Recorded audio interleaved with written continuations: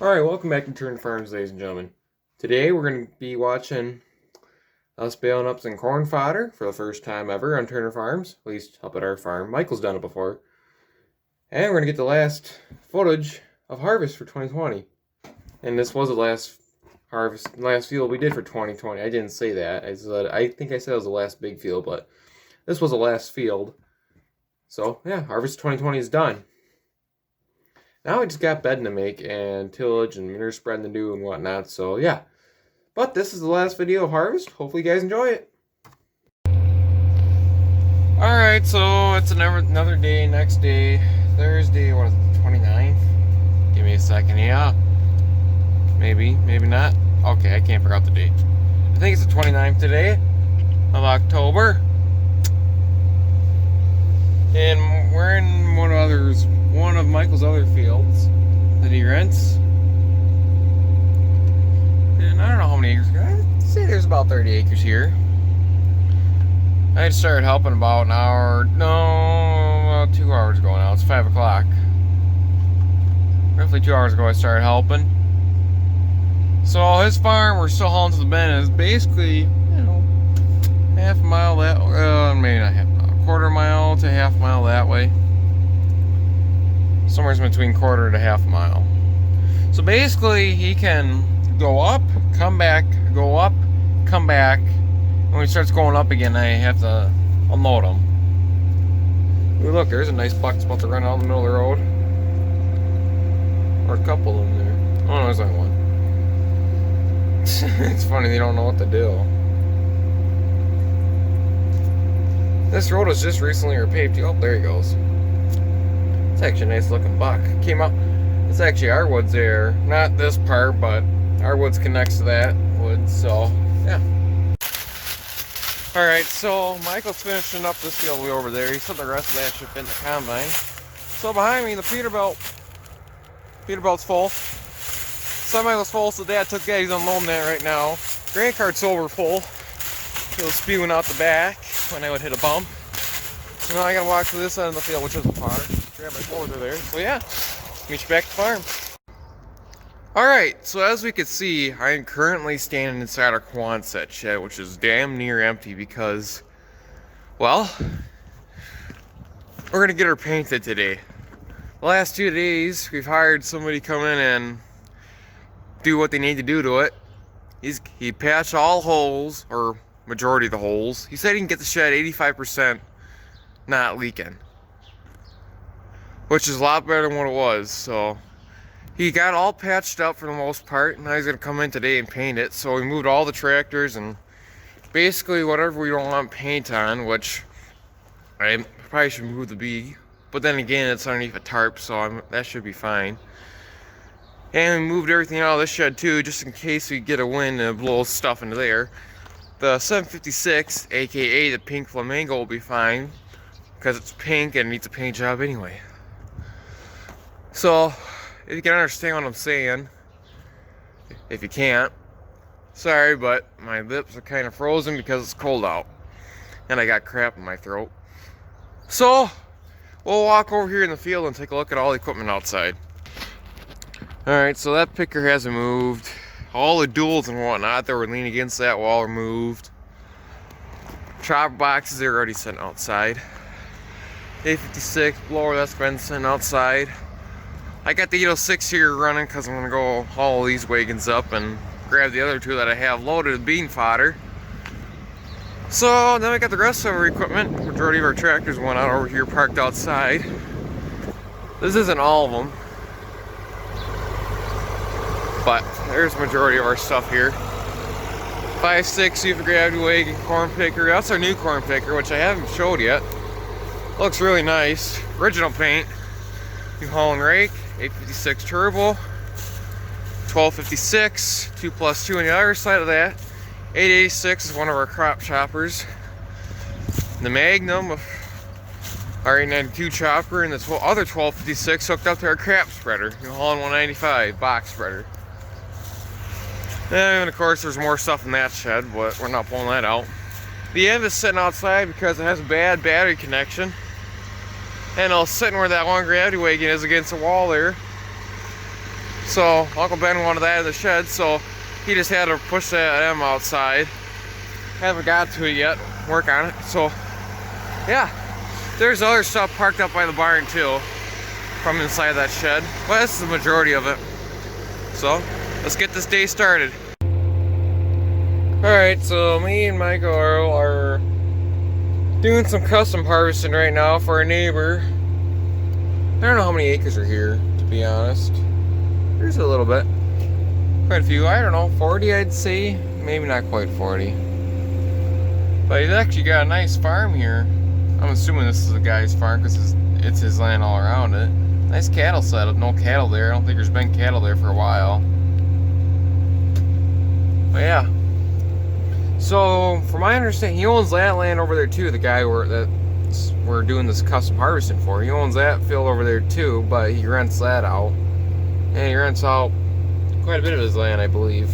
He owns quite a bit of land, but I believe he rents it out, from my understanding. So, yeah. That's what we're up to. Dad's already gone with the semi. Peterbilt there's full. Grain cart's got 18,000 pounds, so it's about half full. And we had a little bit of an oopsies moment. If you look down there, some corn on the ground.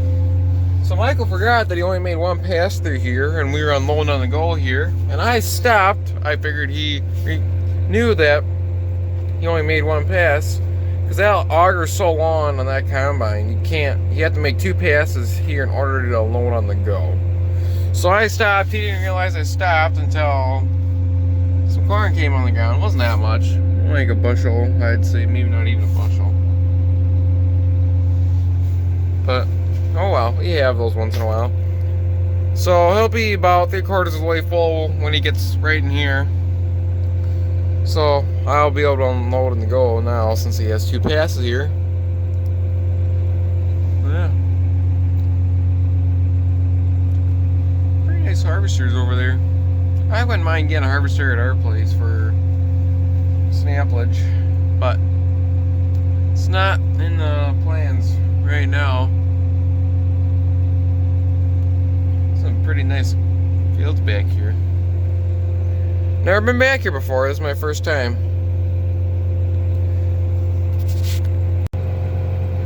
Alrighty, so today is the next day. It's Saturday. It's Halloween. We just finished combining corn up at our farm. So our farm is done for harvesting any crop, except for I think 12 rows over there in that field because it's too wet. And there's Uncle Ben in the background chopping corn fodder, and he is full. And there's Brant in the other background there, coming with a new chopper box. I got some more bedding chopped last night, and a little bit today on bedding, on the corn fodder, the bean fodder. So yeah, we're heading over to one of Michael's fields again. He finished up his other field. He just finished closing up his hopper. It's not automatic close, like you just push the button and close. You got to go up there and close it manually. So yeah, Dad took the semi in right now. He'll be back to get the green Peterbilt there. That's 3/4 of the way full. So on to the next farm. Alrighty, so we're in another one of Michael's fields that he does custom work for. So actually the guy that owns this field is the guy that we sell our hay to during the summer. He's the guy that has the horse stables here in the Wisconsin Dells, and we're actually right next to the Wisconsin Dells. This is behind, toward west. We're just west of the Wisconsin Dells. So you see that red sign right there-ish? That's the Calhari Resorts. And our farm is a mile, like 2.5, 3 miles away from here. So we're actually pretty close to the Wisconsin Dells. So there's Michael there at the combine. This corn is running pretty high in moisture. The last load Dad took, I think, was like 22, 23. So, but the guy wants it off, so that's what we're here for. This is just a little 6-acre field. Honestly, I have no clue how much land he has. I don't know if those cornfields they are his or not. I've never paid attention to the past or who harvested them, but I think this is his last field, and it's just this little bit here. We did another like 20-acre field on the other side of the interstate, which is an interstate behind the woods there, the tree line, which runs through our property too. So, yeah, I-90-94 is the name of that interstate. It runs through the Dells, Wisconsin Dells. So yeah, if you ever go down that road and you're going east of the Wisconsin Dells, you'll see our farm. So, I better follow him because he's probably getting pretty full. But his light is all, what the hell are they called? I can never remember what they're called. I'm just gonna call them the whoop-de-doo lights. Whenever they flash, when they flash for like, I don't know, a couple seconds, that means the tank's 3/4 of the way full, and they're on all the time, it means it's full. So, they haven't flashed yet, so he's gotta be getting close, though, anyway. So, I'll come back to you guys in a little bit, hopefully, if I remember.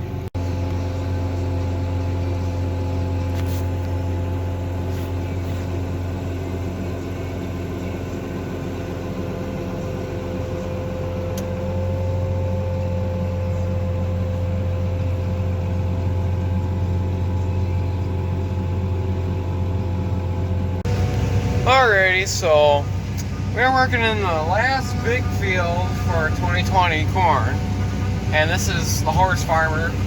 Horse farm's actually right over there. I don't know how well you guys can see, but there's a lot of round bales over there. Quite a few of them round bales are off our hay field, but he's got around 100 head of horses, and his farm is basically right, not smack dab in the middle. It's in the border of the Wisconsin Dells. Behind the grain cart here is the woods, and behind the woods is Kalahari. I'm gonna actually turn it around. I don't know what I should do here. There's 6 rows left. I don't know if he wants me to, what he wants me to do, honestly. So I'm gonna put you guys down quick. Never mind, he's on his phone. So he's got one pass here. He'll make it down and back. I think I'm gonna just go. I'm gonna head back to the buildings there and wait for Dad to come back. I suppose we're probably pretty full. You got 30,000 pounds. So this thing will hold roughly 35,000 pounds comfortably. If you got wet corn, you can pile her up there pretty good. But dry corn, you really can't. So as you can see, there's these apartment buildings here. There's a lot of people that are coming out in the yard here, stopping on the sidewalk after they're going for a jog and just watching. They're fascinated. So yeah, Wisconsin Dells is kind of over there. It's all over here. But Kalahari Resorts is right over there. Wilderness is mixture over here. Wilderness actually runs, his land actually runs right in between the wilderness and in one spot. He has riding stables, and then he has a Lost Canyon tours. So they have the Wilderness Resorts have a bridge that goes over the canyon that he owns. So actually it was his mom's, but his mom passed away, so he got it. But I don't know how much land he has in total, but he's got quite a few horses. So looking back over here to the barn, and we'll show you around. Alrighty, we're back here at the buildings, the barn. So he doesn't have all of his horses here because some of them are obviously. So right now it's November, I don't know, 6th or 7th or 8th or something like that. It's Saturday. So I think he has about half his horses over here right now, maybe less than that. But he has to cross the road here to get into the stables. So a lot of people are out right now because it's really nice outside. We'll shut the tractor off. Shut my scale off. We gotta wait for Dad to get back here with the green truck that Peter built. So I'm gonna zoom in here. You know, I don't know how it's gonna work. We can see the American flag over there. That's Wisconsin Dells over there. And I come out over here. Where is it? There's another American flag there. That's Kalahari Resorts. So yeah. Yeah, there's quite a few horses though. Roughly 100 horses, I believe. Which I don't really care for horses. I mean, I don't know.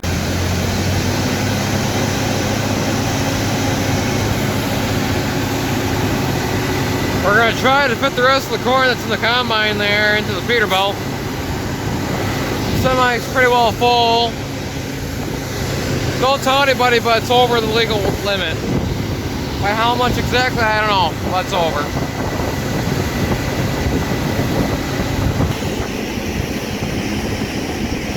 There's the semi.